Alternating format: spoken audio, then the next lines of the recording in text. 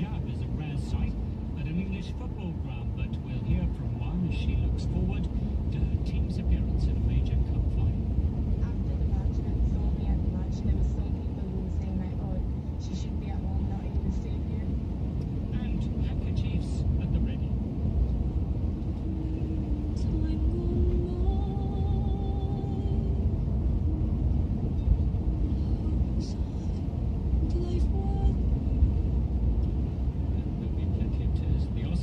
Sunday night, but why do we like sad films? Throughout this week, South Africa and the rest of the world has been transfixed by the bail hearing for Mr. Pistorius, which at times was akin to a trial as prosecutors argued against bail on the grounds that the killing of his girlfriend, Reva Steenkamp, was premeditated murder. Well, Oscar Pistorius, who denies murders, had shot Ms. Steenkamp by mistake, thinking she was an intruder at his home. Well, the magistrate that began his ruling on the bail application about an hour and a half ago and has been summarising in some detail the evidence presented by the prosecution and the defence in the course of the week. Let's cross to the courtroom in Pretoria and listen live to Magistrate Desmond Nair. Involved in a fight at Melrose House or discharge a firearm under the table. I think what we are seeking to establish is the ends to which one would go to save himself. And in Advocate Nair's scenario, I don't think that falls so much for consideration. The issue before me is whether this accused, being who he is, and with the assets that he has in the country, could possibly seek to duck and dive all over the world when, even by the state's own concession, he may, at worst case scenario, face culpable homicide. I even pointed out that in as much as the minimum sentence legislation may be applicable, there is of course provision for exceptional circumstances or substantial and compelling circumstances which would cause the trial judge to deviate if necessary. So it may not necessarily be the case that he is now committed to face 15 years imprisonment or life imprisonment.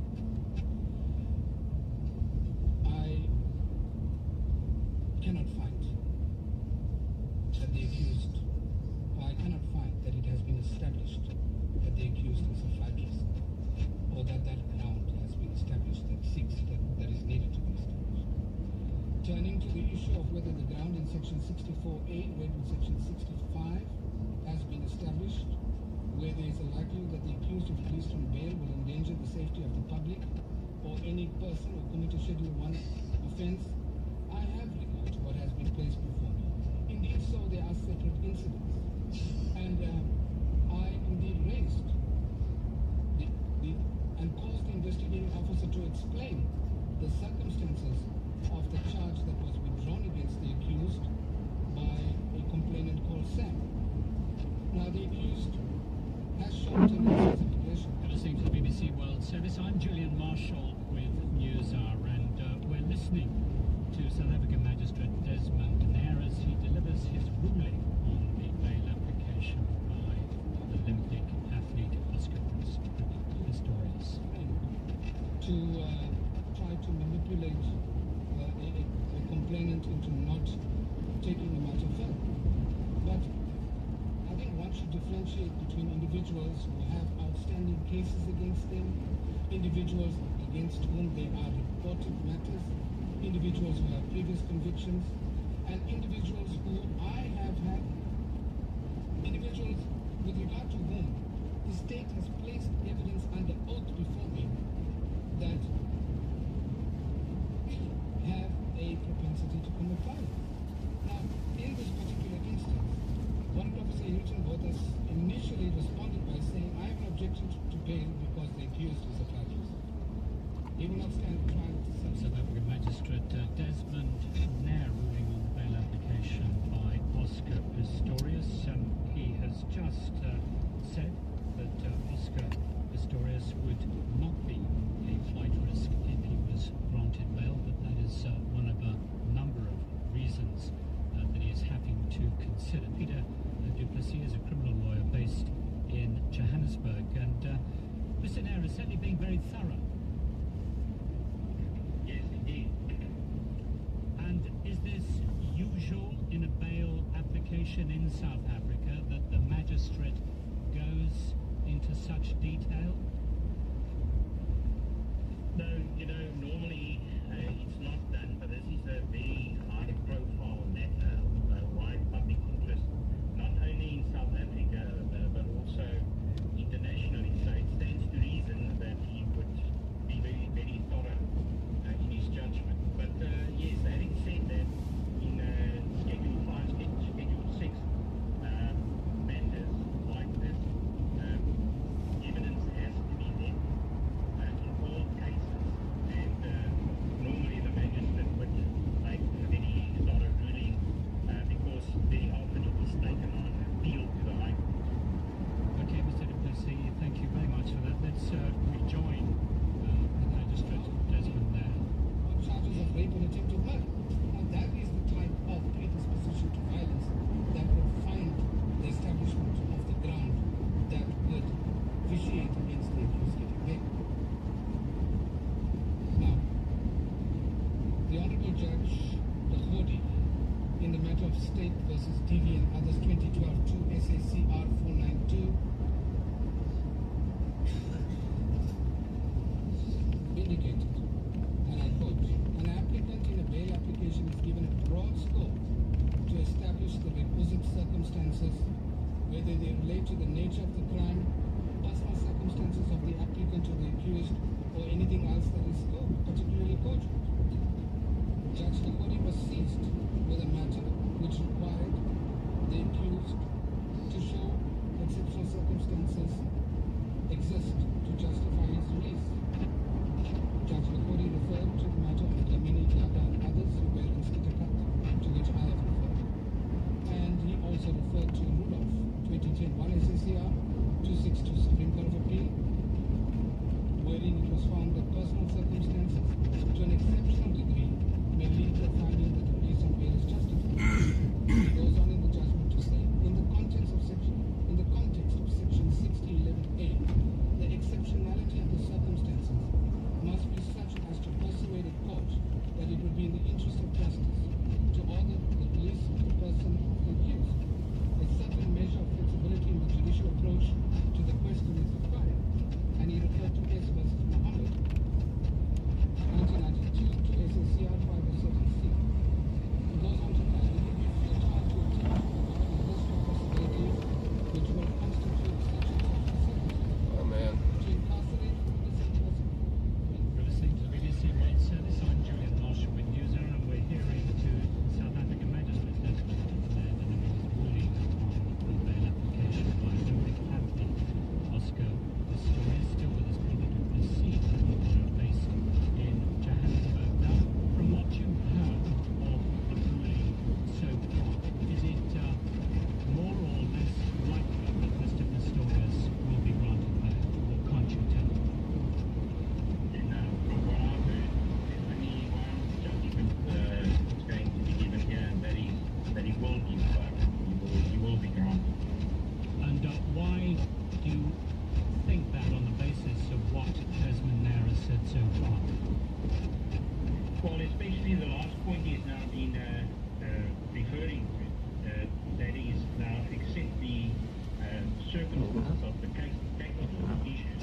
He is referring to so-called ordinary circumstances. That's the profile of the person, his personal background, his permanency in the country, etc. Now, those issues are very strongly in favor of Oscar Pistorius, and he will find, in my view, that all those circumstances together constitute exceptional circumstances, and therefore that he should grant bail. And the magistrate has also said that he doesn't consider Oscar Pistorius to be a flight risk. Yes, that indeed so, and I do not see how he could be considered a flight risk at all. So he's quite right. Okay, thanks for that, Mr. du Plessis. Well, let's return to that Pretoria courtroom and hear more from Magistrate Desmond Nair delivering his ruling on the bail application by Olympic athlete Oscar Pistorius.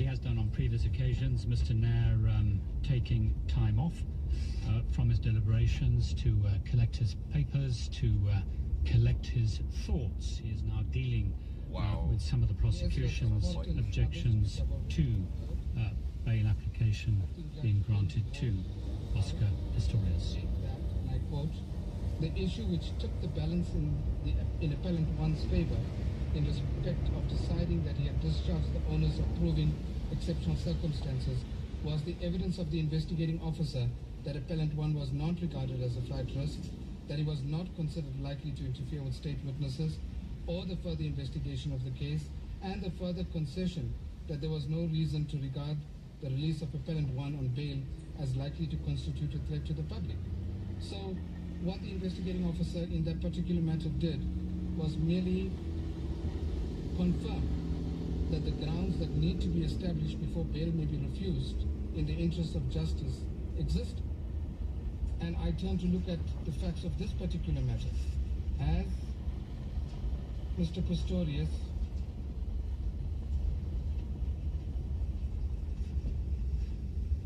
been able, through his own evidence and that of his witnesses' statements and that of the evidence of the state case, that the grounds that need to be established in the interest of justice before he is released on bail have indeed been established.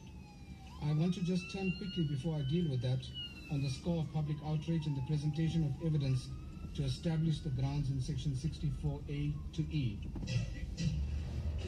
If this case, this particular matter, evoked public outrage in any way, my view is that the state, in opposing bail,